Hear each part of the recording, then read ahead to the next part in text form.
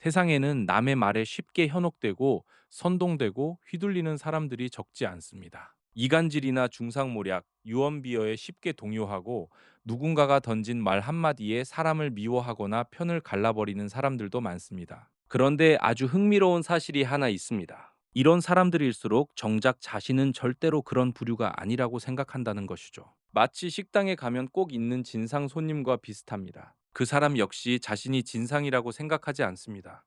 오히려 자신이 억울한 피해자라고 생각하죠. 교회나 성당에서 새 목사나 신부가 신자들과 상담하다 보면 이런 이야기를 자주 듣는다고 합니다. 저는 사람들에게 상처를 받았습니다. 그런데 생각해 보십시오. 그렇다면 누군가는 다른 사람에게 상처를 준 사람이 있어야 하지 않겠습니까? 그런데 이상하게도 상처를 주었다는 사람은 없고 상처받았다는 사람만 가득합니다. 같은 이유로 이간질이나 중상모략에 쉽게 휘둘리는 사람 역시 자신을 그렇게 평가하지 않습니다.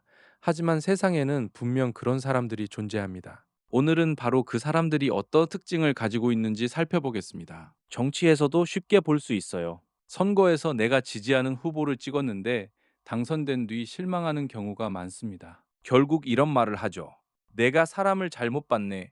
내가 왜 그 사람을 찍었을까? 심지어 찍어준 손가락을 잘라버리고 싶다는 말까지 나오기도 합니다. 물론 정치인이 당선된 뒤 변하는 경우도 있습니다. 하지만 우리 자신도 한번 돌아볼 필요가 있습니다. 후보 시절의 말과 행동, 과거의 행적을 충분히 살펴봤는가? 겉으로 보이는 이미지와 몇 마디 말만 보고 판단한 것은 아닐까요? 그렇다면 그것 역시 우리가 쉽게 현혹되는 한 가지 모습일 수 있습니다. 오늘은 바로 이 이야기를 해보려고 합니다. 어떤 사람들이 다른 사람의 말에 쉽게 선동되고 이간질과 중상모략에 쉽게 흔들리는가?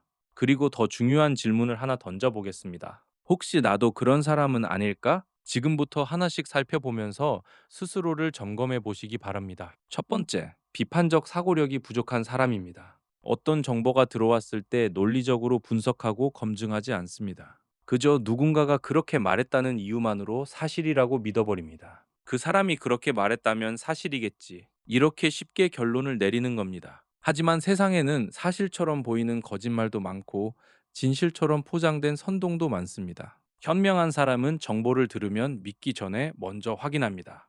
누가 말했는가? 왜 이런 말을 하는가? 근거는 무엇인가? 다른 자료에서는 어떻게 이야기하는가? 이런 질문을 던집니다. 두 번째, 확증 편향이 강한 사람입니다. 사람은 누구나 자신이 믿고 싶은 것을 믿으려는 경향이 있습니다. 문제는 이 성향이 지나칠 때입니다. 내가 듣고 싶은 이야기는 사실이라고 믿고 내 생각과 반대되는 이야기는 거짓이라고 치부해버립니다. 인터넷이나 유튜브에서도 쉽게 볼 수 있습니다. 자기가 좋아하는 정치인이나 정당을 칭찬하는 영상은 열심히 보고 반대되는 자료는 가짜뉴스라고 단정합니다. 반대로 자신이 싫어하는 사람에 대한 비판은 사실관계를 확인하지도 않고 믿어버립니다. 이렇게 되면 결국 자신이 정보를 판단하는 것이 아니라 자신이 원하는 정보가 자신을 선택하게 됩니다. 세 번째, 소속 욕구와 사회적 불안감이 강한 사람입니다. 사람은 혼자 있는 것보다 어느 한쪽에 소속되어 있을 때 심리적으로 편안함을 느낍니다. 그래서 나는 어느 편인가를 정해야 마음이 편한 사람들이 있습니다. 문제는 한쪽 편에 서면 그 집단에서 나오는 정보와 주장을 쉽게 믿게 된다는 것입니다.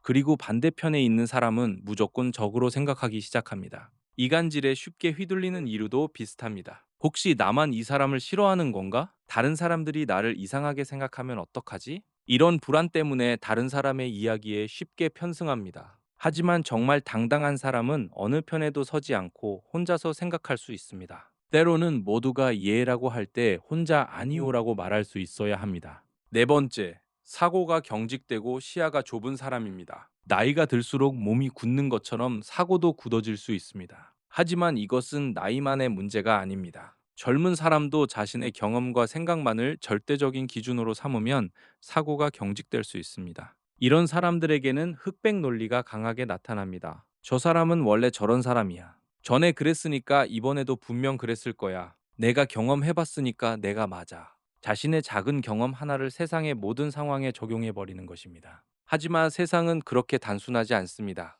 한 번의 경험이 모든 상황을 설명해 주지는 않습니다. 현명한 사람은 자신의 경험을 소중하게 생각하면서도 그 경험이 틀릴 가능성 역시 열어둡니다. 다섯 번째, 자기 성찰이 부족하고 부정적인 사람입니다. 자신의 행동과 말은 돌아보지 않고 항상 남의 탓만 하는 사람입니다. 자신의 판단에 오류가 있을 수 있다는 생각 자체를 하지 않습니다. 그래서 누군가 문제점을 이야기하면 이렇게 반응합니다. 그럴 줄 알았어. 내가 그 사람 원래부터 싫어했어. 역시 저 사람은 안 돼. 평소 가지고 있던 부정적인 생각과 일치하는 정보가 들어오면 사실관계를 확인하기도 전에 받아들이는 것입니다.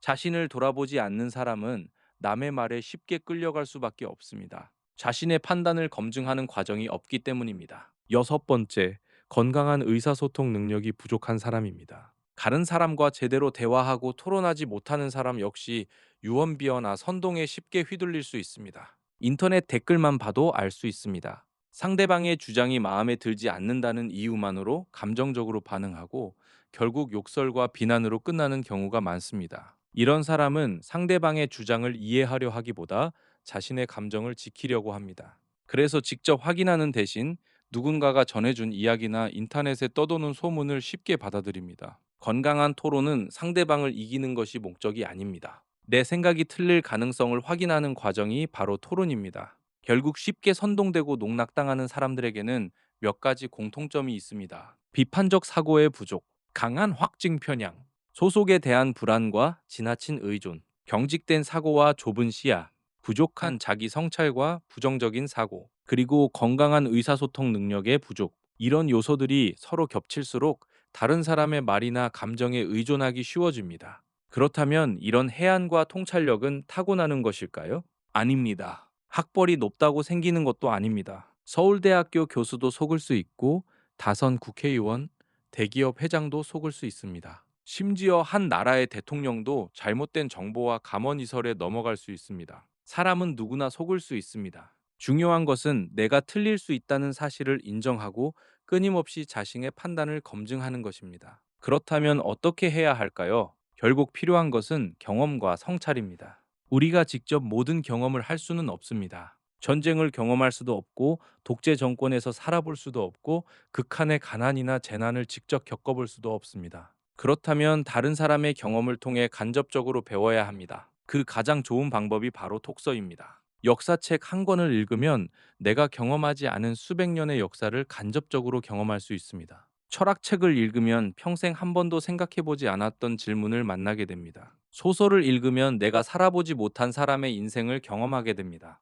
그래서 독서는 단순히 지식을 쌓는 행위가 아닙니다. 다른 사람의 삶과 생각을 빌려 나의 사고 범위를 넓히는 일입니다. 물론 책을 많이 읽었다고 반드시 현명한 사람이 되는 것은 아닙니다. 하지만 다양한 관점과 역사적 경험을 접할 기회가 많아지죠. 반대로 내가 좋아하는 뉴스와 방송만 보고 내 생각과 맞는 정보만 찾아본다면 어떨까요? 자신도 모르는 사이에 사고의 울타리가 점점 좁아질 수 있습니다. 한번 이런 상황을 상상해 보겠습니다. 성인 100명을 무작위로 뽑아 통신시설도 없는 무인도에 데려다 놓습니다. 처음에는 모두 사이좋게 지냅니다. 그런데 시간이 지나면서 갈등이 생깁니다. 누군가는 싸우고, 누군가는 편을 만들고, 누군가는 다른 사람을 험담하기 시작합니다. 그러다 보면 유언비어가 생기고, 중상모략이 생기고, 서로를 비난하는 이야기가 퍼집니다. 그때 100명 가운데는 이런 이야기에 쉽게 휩쓸리는 사람도 있을 것이고, 반대로 끝까지 중심을 잃지 않고 사실관계를 확인하는 사람도 있을 것입니다. 당신은 그 100명 가운데 어떤 사람이 되고 싶습니까? 세상에는 언제나 이간질하는 사람이 있습니다. 감언이설로 사람을 끌어들이는 사람도 있습니다. 자신의 이익을 위해 다른 사람을 음해하는 사람도 있습니다. 정치에서도 종교에서도 조직에서도 마찬가지입니다. 권력을 지닌 사람들은 그 권력을 유지하기 위해 위와 같은 행동들을 자주 합니다. 그래서 우리는 더 정신을 차려야 합니다. 남이 나를 속이지 못하게 하는 것만큼 중요한 것이 내가 남의 말에 쉽게 이용당하지 않는 사람이 되는 것입니다. 누군가가 어떤 이야기를 들려주었을 때 그 사람이 왜 이런 이야기를 하는지, 무슨 근거가 있는지, 다른 관점에서는 어떻게 볼 수 있는지, 그리고 무엇보다 내가 틀렸을 가능성은 없는지 한 번 더 생각해보는 습관을 가져야 합니다. 그것이 바로 선동에 휘둘리지 않는 첫걸음입니다. 그리고 마지막으로 한 가지 말씀드리고 싶습니다. 독서가 중요하다고 말하면서 정작 무슨 책을 읽어야 하는지는 알려주지 않는 경우가 많습니다. 그래서 제가 따로 영상을 준비했습니다. 어떤 책을 읽어야 하는지, 어떤 책부터 시작하면 좋은지 다음 영상에서 소개해 드리겠습니다. 지금부터라도 독서를 시작하세요. 더 많이 알고, 더 넓게 생각하고 다른 사람의 말에 쉽게 흔들리지 않고 유언 비어와 중상모략에 휘둘리지 않으며 스스로 판단하고 책임질 수 있는 사람. 그런 사람이 진정으로 현명한 시민이라고 생각합니다. 그리고 마지막으로 다시 한번 묻겠습니다. 당신은 남이 만들어 놓은 생각을 따라가는 사람입니까? 스스로 생각하고 판단할 수 있는 사람입니까? 그 해답을 찾으려면 많은 세상 경험과 풍부한 독서의 길이 있습니다. 감사합니다.